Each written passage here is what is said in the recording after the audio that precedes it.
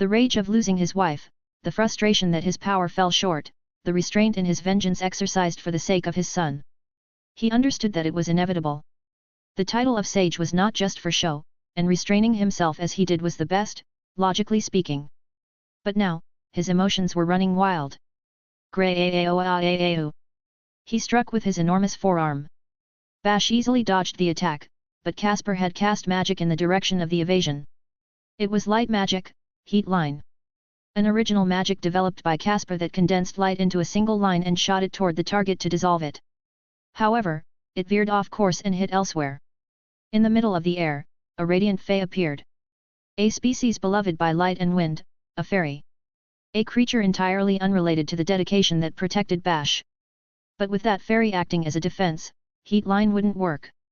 Challenging such a race with light and wind magic was an act befitting a fool. Frisk up, hey people, a question.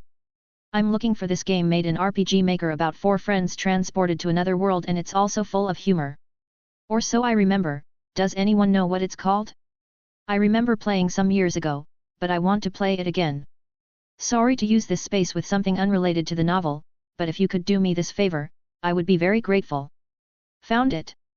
The game was Doom and Destiny, happy face. Fairies are often underestimated and considered a foolish race, which was sometimes true given their behavior. However, Zell, the beloved by the wind, was not just any warrior. Among fairies, very few could hear the voices of the wind spirits. Moreover, Zell, who survived intense battles under Bash's command, was an exceptionally skilled warrior.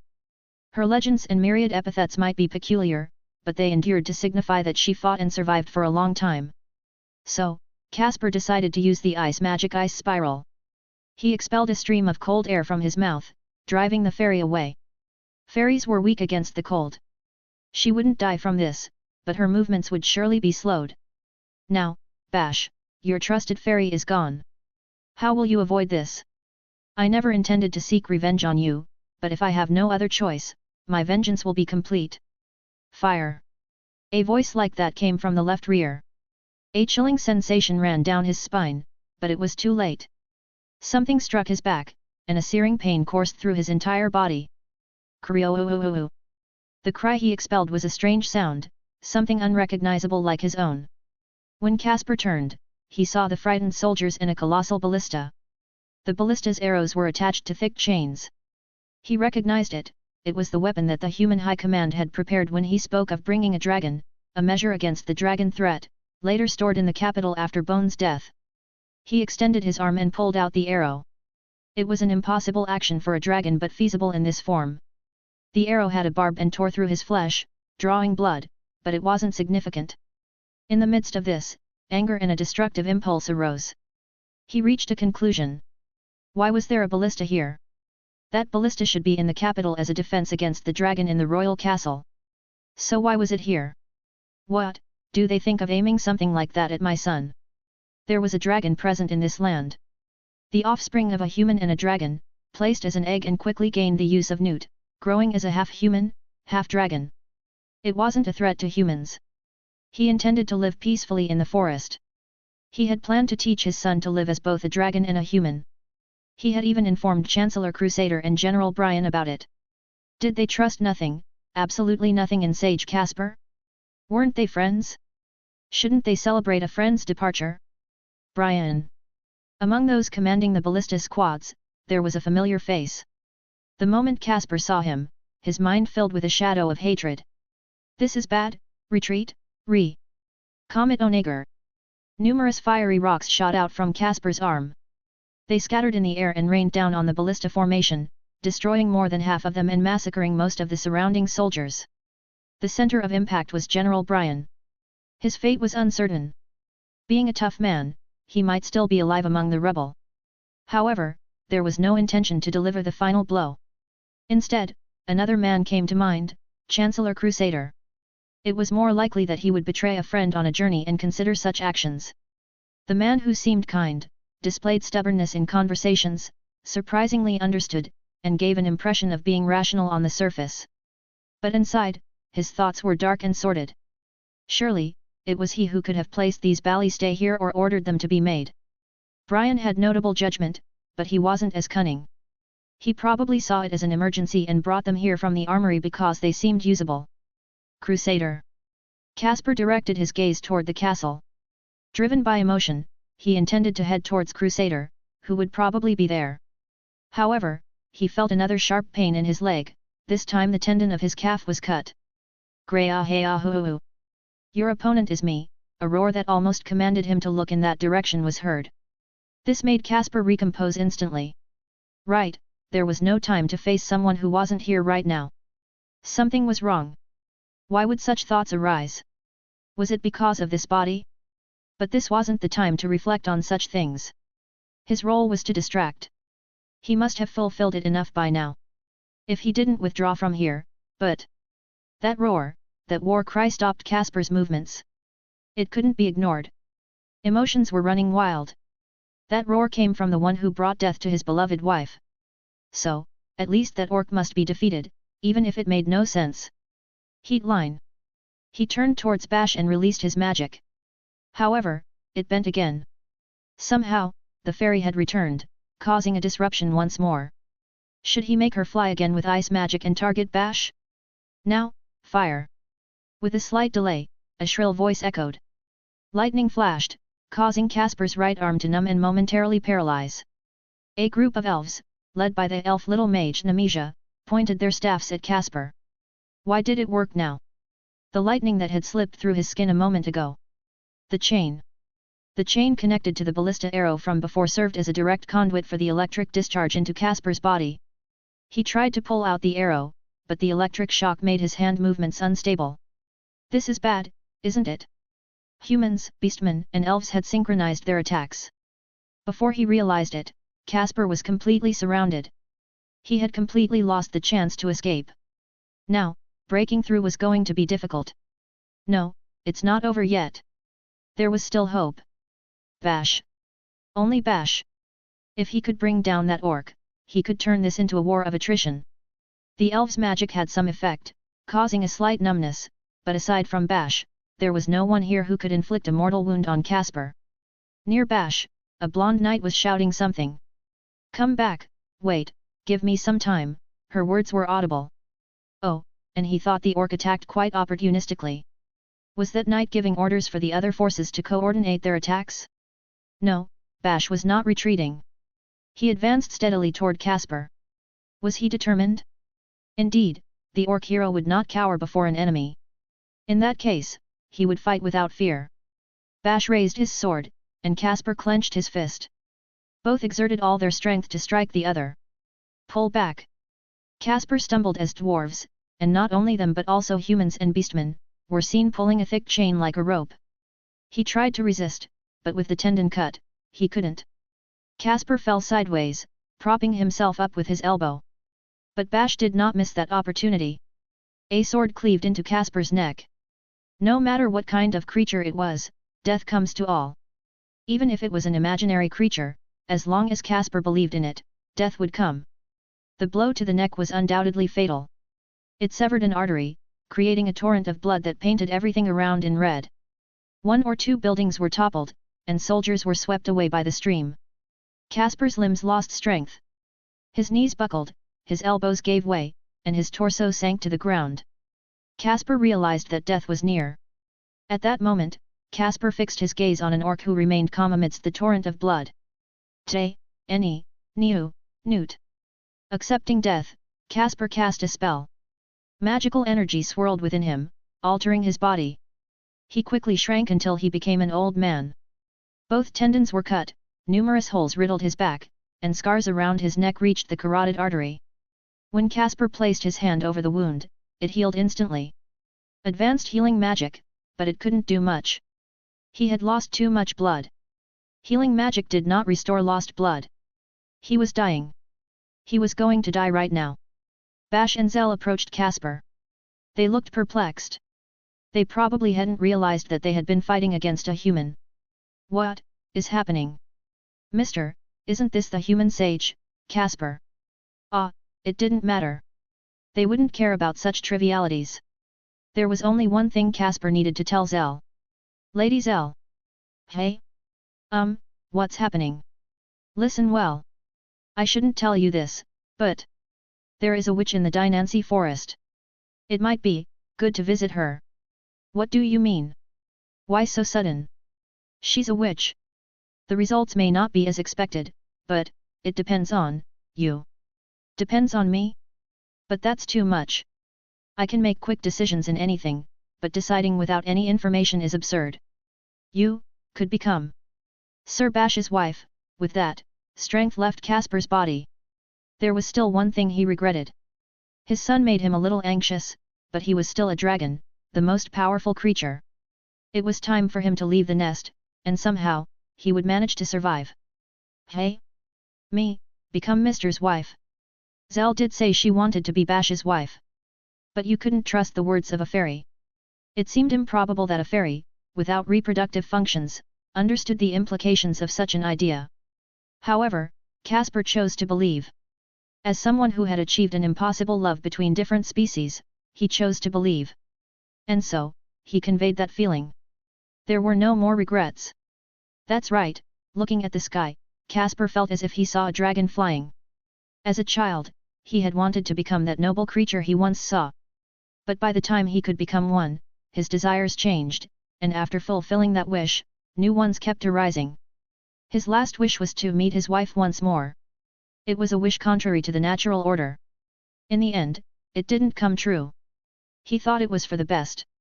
If it had been granted, something would have twisted. He fought one last time against the killer of his wife. Revenge was pointless. Fighting was pointless. And he lost.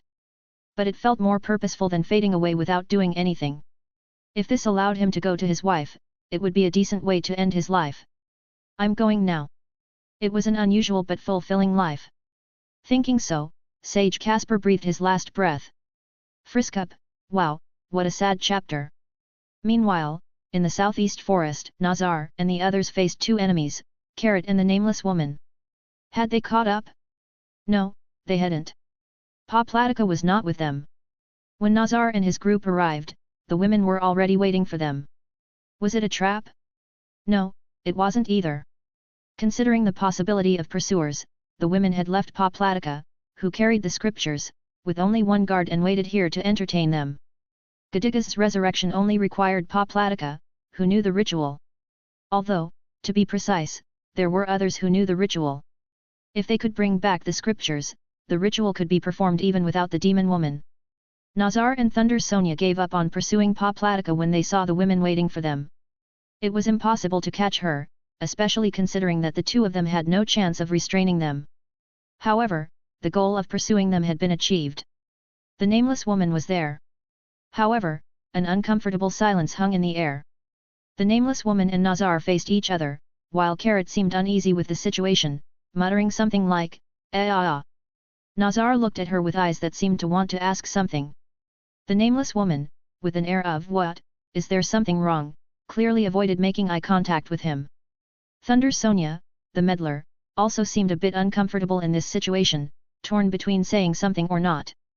Nazar broke the ice. "Dear sister, are you really alive? There's no reason for you to call me sister. Tell me why. All this time, I thought you were dead. Why didn't you contact me at least once?"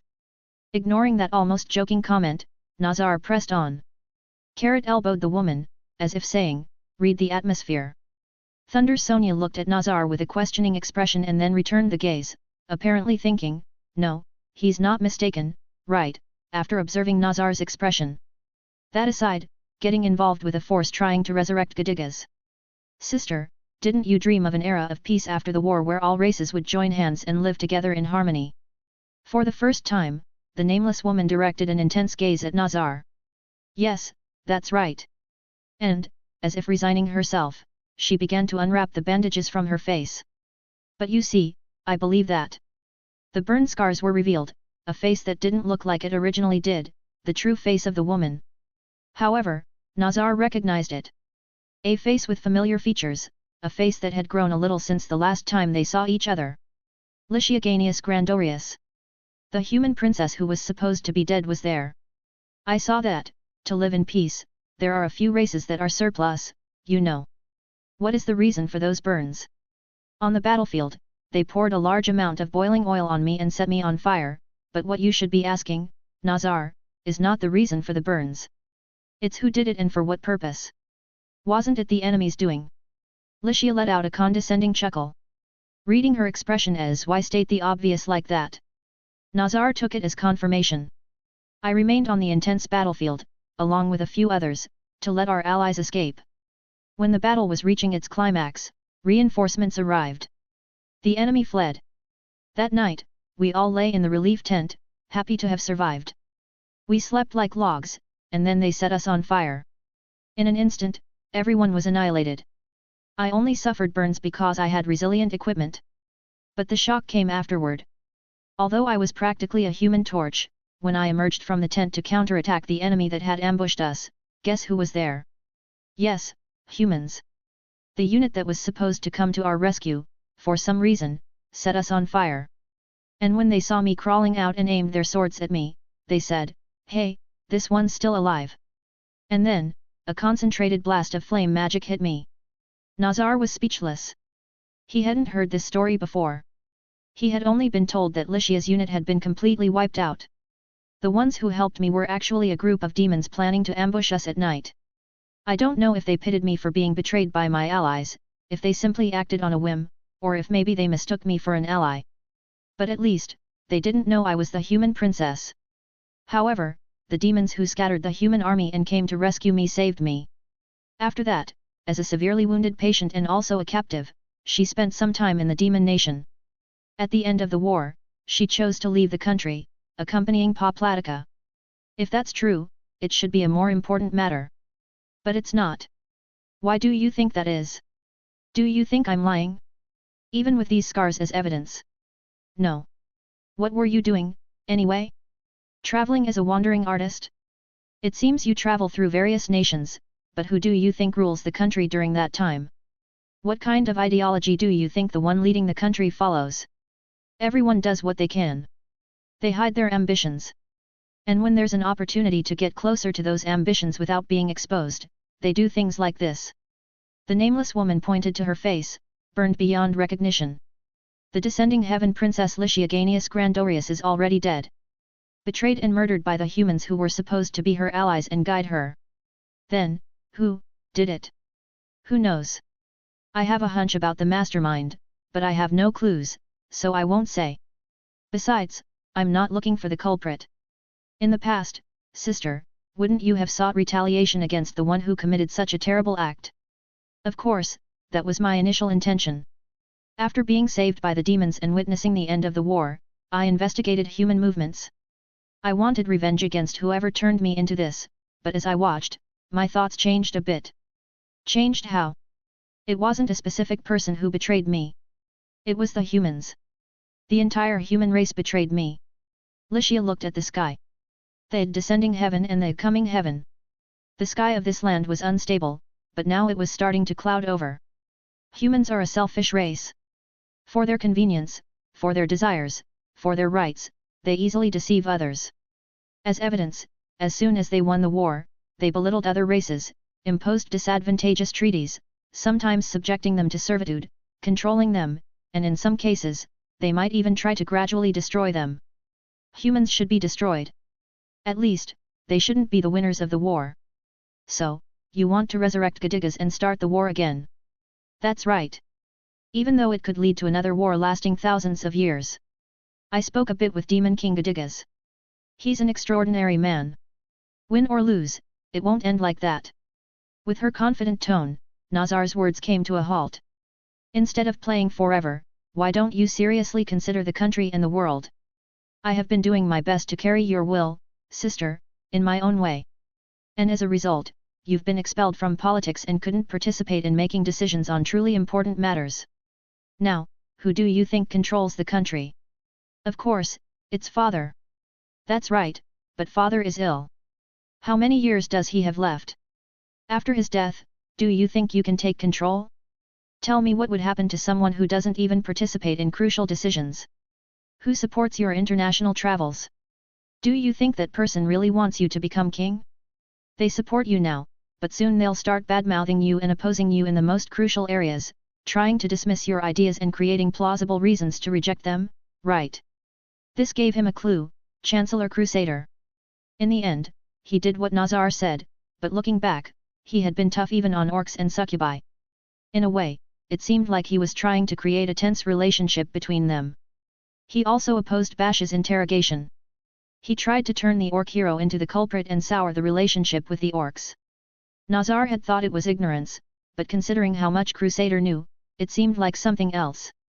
But let me make a prediction. Eventually, at the most opportune moment, you'll be killed. Just like me. And after your death, a race will perish. Whether succubi or orcs, oh, maybe it could even be the trigger for a war with the elves. And then, many humans will support the war. If our Prince of the Coming Heaven Nazar is assassinated, they'll think that other races should perish too. After all, to most humans, as long as they thrive themselves, they couldn't care less about the fate of other races. That's not true. We take into account the well-being of every race. We adjust to create a good balance, considering each other's interests. Yes, that may be true. But there is no one who serves other races selflessly. Think about the interests of others. And if there's no benefit for them? What would you do then? You might say that you should think about the well-being of that race, even if it means some disadvantage for you, but what about others? Will the people accept it? If by benefiting other races, your people end up starving, can you keep insisting that they should endure the disadvantages? Well, that might be true, but that should be the same for any race, shouldn't it? That's right. But humans are good at deceiving both their opponents and themselves. That's how they shape things in their favor. They say justice is on their side, that they fight fair battles. Nazar couldn't respond further. Because he had started to think that it might be true. Because that's how humans had managed to maintain their fighting spirit throughout the long war. Convincing themselves by various means that it was for justice, they kept on fighting. And that hadn't changed even after the war ended. They found various reasons to oppress orcs and succubi. At first, Nazar thought it was because they didn't know the true nature of succubi and orcs. Certainly, many ordinary citizens knew nothing about them. They had preconceived ideas about succubi and orcs and knew nothing beyond that. However, it seemed that the high-ranking officials knew. They knew and maybe imposed martial law to prevent ordinary citizens from knowing. What a situation, isn't it? Those who don't like their own race always talking about reasoning. In the end, this happened just because they thought their race was beautiful, but when they saw things from a slightly different angle, they couldn't forgive that it was dirtier than they thought. That's why I hate people being so idealistic. Seeing the conversation come to a halt, Carrot let out a chuckle. Well, I won't deny that I'm speaking ill of humans based on my own feelings. There may be mistakes in what I just said. However, it's true that humans are a race that wouldn't hesitate to use the corpse of a person they just fought to the death with just to rise higher. Well, it doesn't matter. In the world dominated by humans, it's a fact that succubi can't survive. Carrot laughed. The person in front of her was a woman who believed her own race had no pride, that it was just a disgusting race. And Carrot was a woman who believed her own race was proud and beautiful, even though they were currently being kicked around. Two completely opposite individuals, though their goals coincided. Carrot turned to Nazar. So, if we can't get along, do you want to fight? Or maybe you want to join us? If you go back like this and cry because your older sister is alive, you might get killed too, you know? In that case, you can come with us. First, though, you have to let me taste you a little. Nazar didn't know what to do anymore. He looked at the woman next to him as if seeking help. Thunder Sonia had an indifferent expression. Hey? What's wrong? Didn't you already know from the beginning that humans are like that? Hey! Humans lie and sometimes deceive even their own relatives. It's common sense among elves. We've known it for hundreds of years. Even the upper echelons of the elves conduct diplomacy with that in mind. To me, it's like, what's the problem now? But I understand that your young people find it hard to believe in your own race. After all, your sister was deceived and almost killed. As she said that, Thunder Sonia sighed and thought of something else. Maybe it was better to end the conversation. Regardless of the facts, Nazar wouldn't be able to accept them without sorting out his feelings. In the midst of the confusion, there might even be a possibility that his own sister took advantage of him and make him side with her.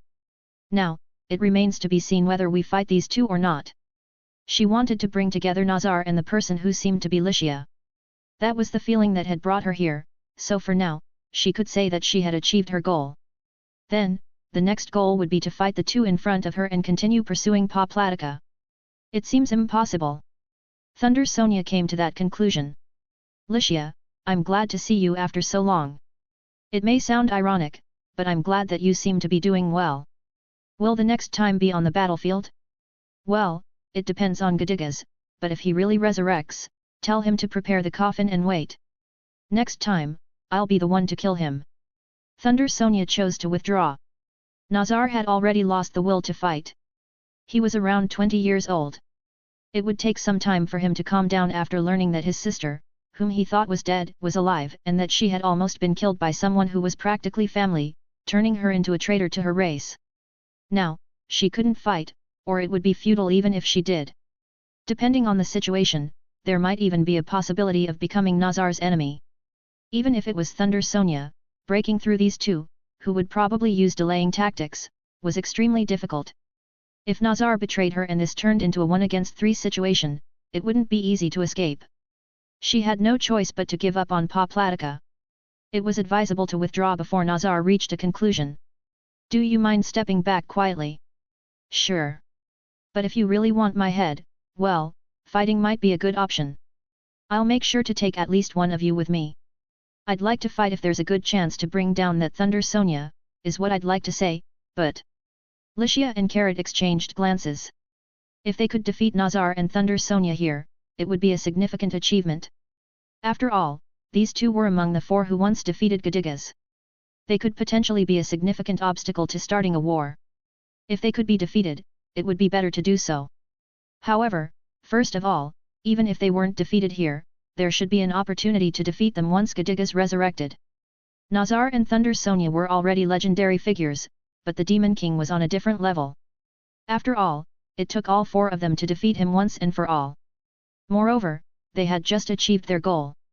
They had obtained the human scriptures, and all the keys were now in their possession. It was time to start the main event. There were fun times ahead, so abruptly abandoning it would be foolish. Let's stop here. Yeah, let's meet on the battlefield. Of course, on the battlefield. Thunder Sonia turned around without hesitation. Licia and Carrot also turned around and ventured into the depths of the forest. But Nazar hesitated for a moment. Thunder Sonia wouldn't wait for him. Licia wouldn't look back either. No one would say anything. What he had to do, he had to choose for himself. It had always been that way. Since he learned that Licia had died, Nazar had always been like that. But this time, knowing that Licia was alive, hearing his sister's words, he felt unsure again. Another figure, a beacon, had returned. But that beacon pointed in the opposite direction to what he was doing. If he followed this and believed in it, he would be finished. He had been denying himself since Licia's death and could never again be able to choose for himself, always doing his sister's former will. Nazar wondered if there might be something else that could serve as a beacon. Suddenly, the face of a man came to his mind. Ah! It was the face of a hero who continued a tough journey for the sake of his own race. This hero had suddenly appeared to protect the human city from the monster. Although there seemed to be no reason for him to protect it, he fought to save innocent people. Surely, seeing his back, some of those who were saved would reconsider their opinion of the orc race, even people from towns that had suffered orc raids in the past. Although most orcs did not share his noble ideals, he supposed that this is how one should move forward with pride. As if cutting through his hesitation, Nazar lifted his head and turned around. When Thunder Sonia came into view, she turned around and waited for him. Is it okay? Aren't you going with your sister? There are others fighting in terrible situations. I won't take the easy way out. Bash, the orc hero. He too received the invitation from these women, but he chose his own path. Nazar had seen it up close. At least, that's what he thought. I see. By the way, cough, it seems that what I said earlier bothers you. Really? For example, if you don't want to go to war with the elves, you could marry someone from the royal family of my race to strengthen the connections. Beastmen and elves have already done that, haven't they? Oh, yes, that's true, isn't it? Then, humans would marry their children to dwarves and beastmen. Solidifying these connections, even if one nation tries to do something bad, the other three can keep it in check, right? Oh, yes, that's true, isn't it? If you want, I can be your bride. If you and I are together, it won't be so easy for them to kill you. Haha. I really appreciate that. Although it was a confusing conversation, Nazar thought she was comforting him and smiled weakly. The human royal family can't marry outside their race to preserve purity, but I appreciate your feelings. I see. When you say that, I realize that I've come this far without knowing anything about politics or diplomacy. I'm curious about what Lycia said, and if I survive this incident, I'll have to study more. Oh, really? Well, right, studying is important. Yep. Do your best. And thus, Thunder Sonia was dismissed in a somewhat pitiful manner, leaving her with no way to retort. Chapter 81. Proposal. Dawn broke, and the morning sun gradually illuminated the surroundings. In this scenery, Bash and Zell were perched on the rubble a little away from the battlefield. Judith was nowhere to be seen, she had gone to the human army's headquarters to make a report or something. Bash and Zell didn't talk much. What did he mean by saying I could become your wife, mister? I don't know. But the human sage said it, there must be some method. First of all, how did the human sage know the purpose of your journey? I don't understand. But he's the human sage. So it's not surprising that he knows. In Bash's mind, humans' information-gathering capabilities had reached the realm of the divine. Starting with Houston, then Breeze, Nazar, the humans who provided important information had bestowed knowledge and wisdom upon Bash. Among them was the man known as the Sage. It wouldn't be strange for him to know something. Mister, what are we going to do now? The plan was to go to the castle, but it seems they're dealing with the aftermath of the battle. I don't think they'll want to pay attention to us. Personally, I'm still curious about what the sage said, that I could become your wife, mister. A fairy becoming the wife of an orc. For both Bash and Zell, it was a scene hard to imagine. After all, we were talking about a fairy. They didn't have the concept of male and female, and such matters were irrelevant to them. Even if someone said Zell was going to be his wife, it was hard to imagine. Personally, mister, I've been relying on you all this time, and I haven't been of much help on this journey. That wasn't true from Bash's perspective. He had been receiving help from her. The lack of results was due to Bash's lack of effort, his lack of knowledge, and some bad luck. However, it was a fact that there hadn't been much success. So, if possible, I'd like to try becoming your wife, mister. Bash pondered Zell's words for a moment. She had been saying she wanted to become his wife, even saying it from the beginning of the journey. In other words, the proposal had already been successful. Then, it only remained for them to have sex, and Bash would undoubtedly cease to be a virgin. Although he didn't understand the meaning of Sage Casper's words himself, he was the human sage. It was unlikely that he was wrong about that. The Dynancy Forest is near the fairy country. That's right. It's almost like it's in the country, but the territory is unclaimed right now, isn't it? Anyway, if we go, it'll be a rare homecoming. The Dynancy Forest. The fairy country located in a remote area had buffer zones where entry and exit were prohibited for humans because they hunted fairies illegally. The Dynancy Forest was one of them. Therefore, going there meant that access to other countries would be almost impossible. If Zell failed, they would probably suffer irreparable wasted time. Bash didn't have time. There was urgency. Although he had failed to pick up in this country, the last human woman he spoke to gave him the green light, saying, "You should be fine." Based on the response, it was likely that if he went to the next location, he would end up having sex. But Bash looked at Zell. He had never felt aroused for fairies. However, as a race, fairies didn't look bad. Their androgynous appearance could be considered feminine, and considering the possibility of having sexual relations, it was quite attractive. Moreover, Zell was one of the individuals Bash trusted the most. If such a fairy became his wife.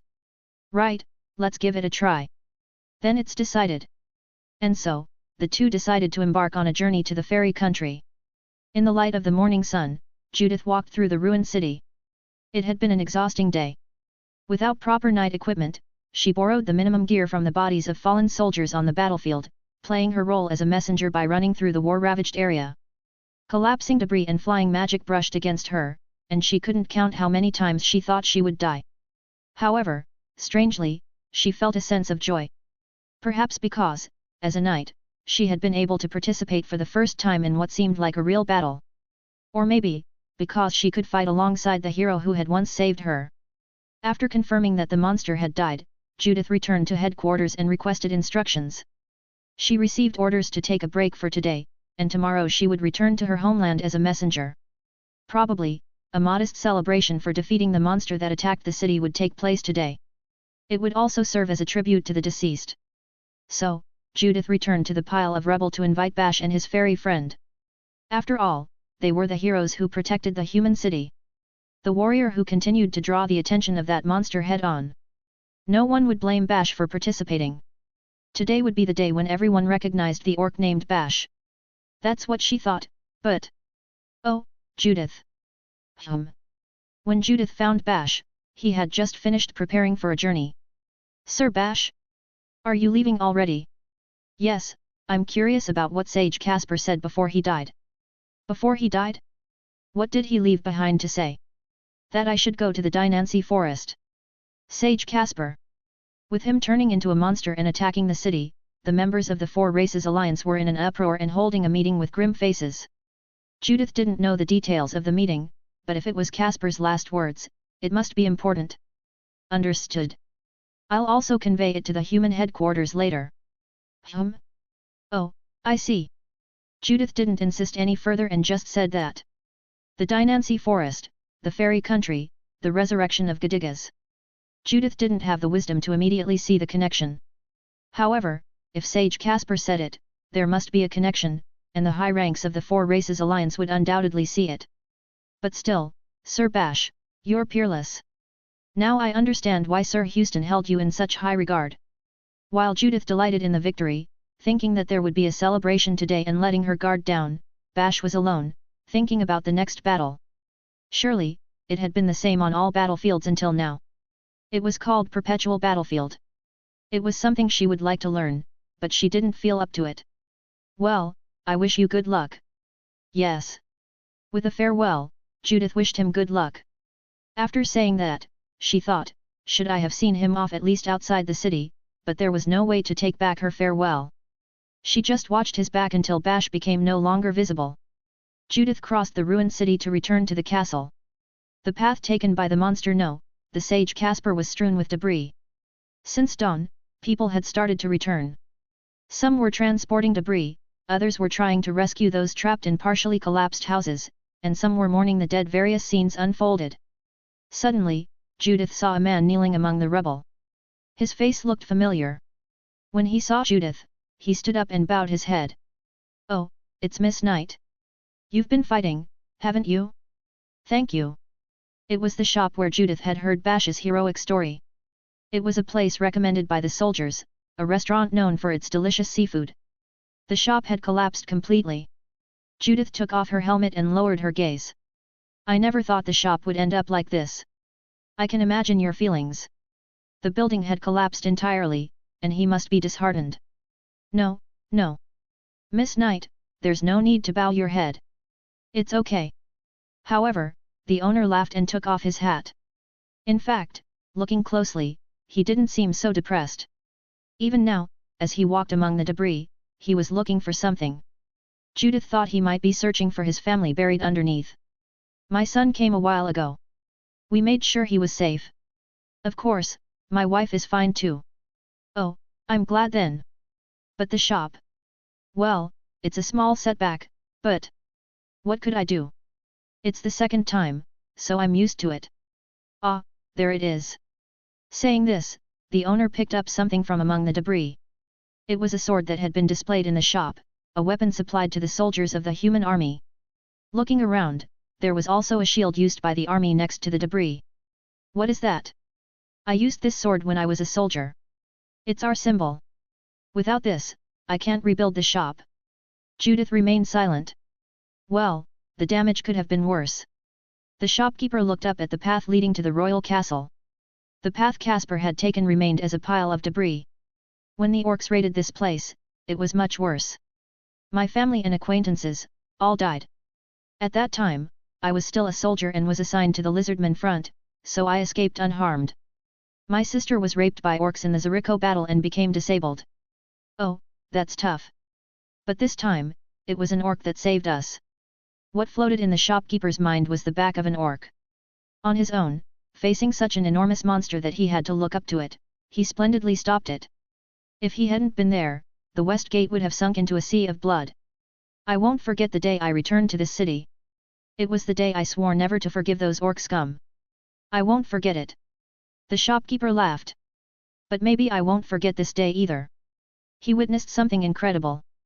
That orc clearly did not retreat from an opponent much larger and stronger than him. When he was sent flying and crashed into the debris, those watching thought, it's over. But the orc emerged unscathed and continued to fight. And in the end, with the cooperation of the Four Races Alliance, he made that monster kneel and cut off its head. It was unforgettable. And you, miss? I can't forget what they did to my sister. When I see orcs, anger and resentment well up in me. You say that, but you don't really hate him, do you? Judith let out a weak laugh. Yes, indeed. I respect him. It's surprising to hear a human female knight say she respects an orc. After all, orcs, you know, usually think of men as things to kill and women as tools for having children. Well, that orc hero seems a bit different. When I saw him talking to the women in the shop, I thought he might try something rude, but he didn't say anything lewd. Sir Bash learned to converse with people of other races while traveling. When we first met, he even said things like, "Could you have my children?" Haha, that's a very Orcish proposition. It wasn't exactly a proposal. It was probably just a joke to tease a naive girl. Judith's face turned red at the mention of a proposal. However, having become more familiar with orc culture than before, she couldn't help but consider the possibility. Certainly, Bash probably said it at that time to test Judith. He likely intended to convey the idea that, at that moment, he wouldn't say anything that belittled orcs. Surprisingly, he might have been serious. I don't know how orcs view proposals, but proposing as a man is not something done lightly. So that's how it is. Certainly, if at that moment she had responded in the same way and said, "Yes, I want to have your children." Bash was an orc. He wouldn't have retracted his words. Judith would have become Bash's wife and, in true Orcish style, he would have taken her some dark place nearby. Thinking about it, Judith felt her face heating up even more. At that moment, she probably would have turned pale if such a thing had happened. Now it was the opposite. She realized that she didn't dislike the idea. She became aware of it. However, she shook her head. Still, I can't accept it. My family wouldn't forgive me, and even if I lived in the orc country, it probably wouldn't go well for me. But I do think it would be a great honor. Really? The shopkeeper looked up at the sky. Certainly, if a hero of that caliber proposed to her, it would be an honor. It would still be an honor even coming from the despised orc race. That orc did precisely that. Miss Knight, what will you do from now on? I will report this incident to my homeland and assume the role of a messenger, I suppose. Well, that's an important role. I agree. The task assigned to Judith was to be a messenger. She had to convey this incident, as well as the purpose and outcome of Poplatika's group, to her homeland. It was crucial information. Presumably, a few messengers would be sent, staggered in time. And some of them would likely be killed by the enemy. The possibility seemed low this time, but Judith had heard that it often happened during war. However, the fact that Judith's role was crucial remained unchanged. On the other hand, Judith still didn't know the details of this incident, but it seemed to lead to a war. At the very least, the three nations of humans, elves, and beastmen would go into a state of maximum alert. Military reorganization could take place. For Judith, her first war was approaching. I wish you the best of luck. Ah, thank you. And goodbye. That was Judith's response, and she did not fear war. In her mind was the image of Bash fighting bravely. Even if she found herself in a difficult situation, she should fight like that, following his example. Therefore, she had no reason to fear. With this thought in her mind, Judith looked toward the castle and set off. End of Arc 7. Friskub. Alright, folks. We've sadly reached the end of Arc 7. If everything goes as with previous arcs, the new arc should be coming out in September-November of next year, 2024. Tell me, what do you think of the story so far? What do you think of this arc? And also, what do you think of my translation? I have an ego, don't kick it too hard, please. Again, thanks to those who have supported this translation as its light/web novel, whether with comments, financial support, or just by reading. Without people like you, neither the author would feel like writing nor would I feel like continuing to translate. And that's it, a final greeting, and I'll see you in the next arc or the next novel I decide to translate. Take care.